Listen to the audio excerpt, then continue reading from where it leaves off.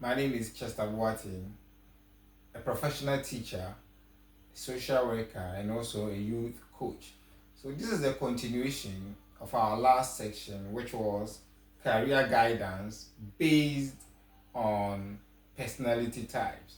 So, we got to the point where we were supposed to match our personality type with some career fields using RISIC, which is personality type, realistic, which stands for R, or the R stands for realistic, those who are the doers, I for the investigative, artistic for the A, social for the S, then enterprising for the G, and finally conventional for the C.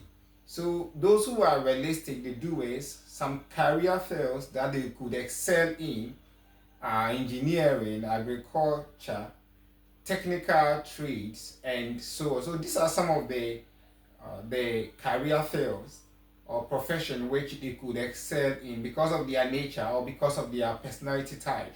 Then we have the investigative, and they could also go to medicine, research, science, law. Could they love to dig into things, to read more, to do research, and so on.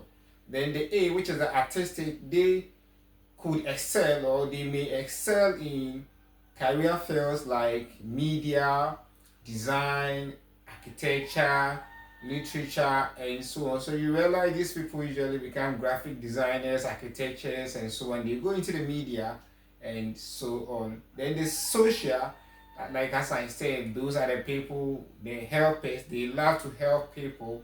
So usually they go into the teaching field, counseling, nursing, they become psychologists, counselors, and so on because they love to help people. All that they care about is people being okay. They love to be there for people. They love to show sympathy and empathy for people. The enterprising, like as the name suggests, they could also excel or they may excel in fields like business, marketing, and also leadership roles because they love to persuade or they persuade people. They are the persuaders. They could persuade people to do things.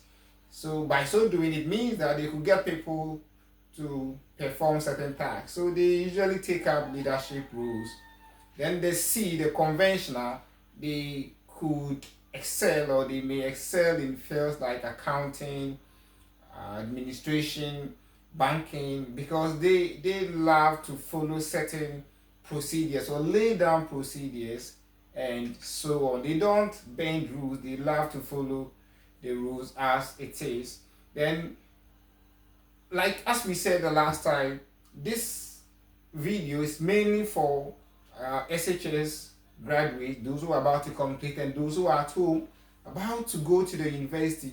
They are about to choose a university and also about to choose a university career. So by so doing, in choosing a university program, there's the need for you to match your career goal with the right academic program. It is very important because failure to do that means that you are going to mess up at the university. So there are certain factors that you ought to consider whilst you match your career goal with the right academic program. So the first factor that you ought to consider should be the admission requirement of the program you want to study at the university. Look at admission requirement. What does the program demand? What are the cutoff points or grade for the program and how competitive it is? Then you look at the duration of the program. So usually for in Ghana here, bachelor program usually lasts for 4 years. So you look at some like pharmacy and they also go to the medical school. The program may last longer than the usual 4 years. So you also look at the career prospects of the program that you want to study at the university. It is very important that you don't just wake up and say, I'm going to do social work, I'm going to do political science, I'm going to do history, classical history and civilization without considering the career prospects. What are some of the jobs available for you, available on the market if you are to pursue that program.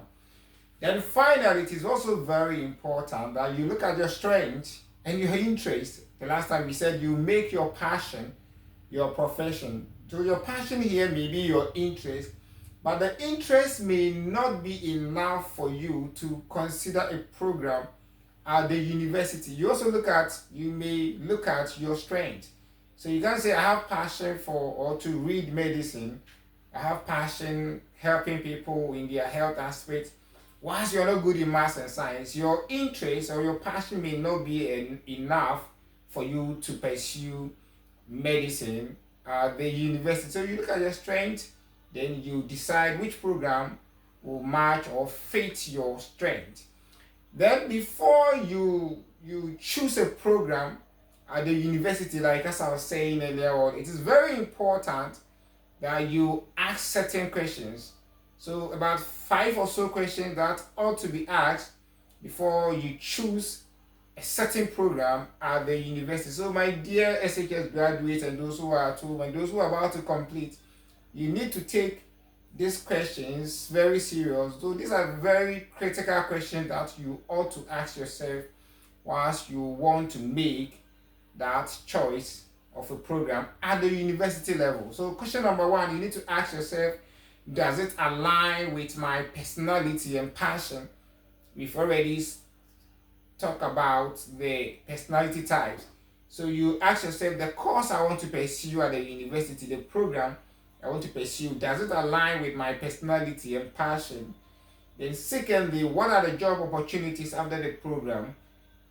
Then the next question, are there internships or practical training whilst you are in school? You need to ask yourself these questions. Then 4, can I switch programs if I change my mind? Changing your mind in the middle of your program is okay, it's normal. It's something that could happen. So before you choose a program, ask yourself, is this something that I will be allowed to change my mind or to switch programs if there's going to be a change of mind? Then finally, what support systems are available, as in counseling and career services support systems? You need to ask yourself these questions before you choose a program at the university level. In so doing, there's a need for you to plan your career.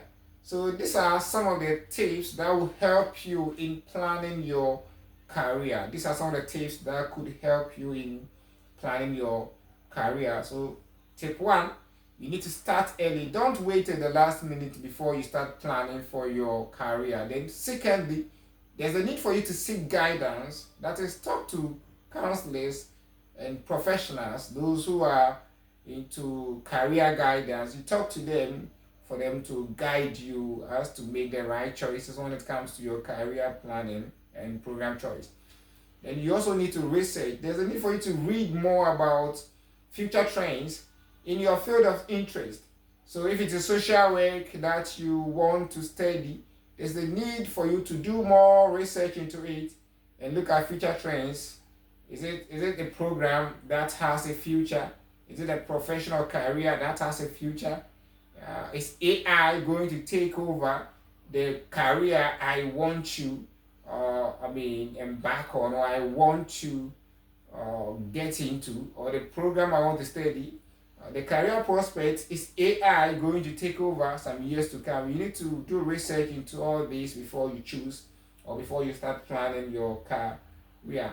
Then again, you also need to stay flexible. That is, you should be open to change and growth.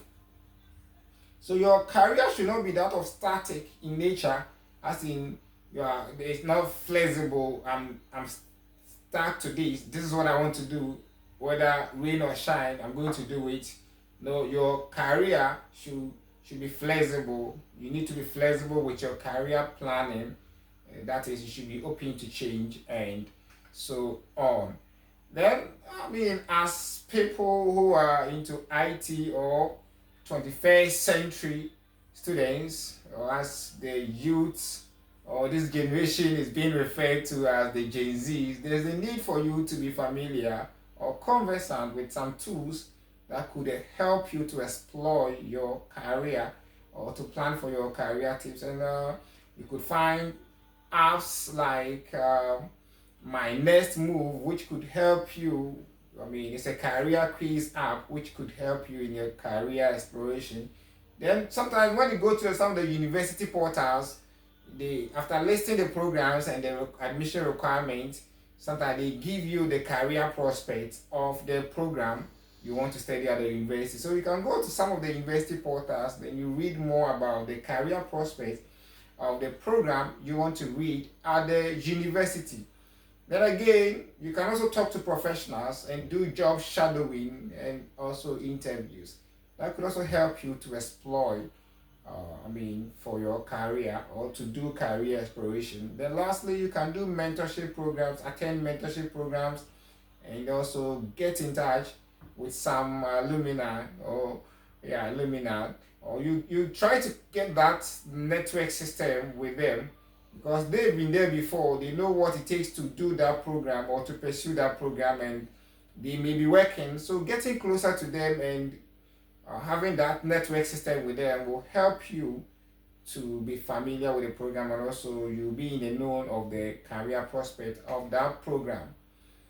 Then again, it is also very important that you need to talk to people who are in the field and may have excelled in that field. As we bring this section to a close, that is career guidance based on our personality type.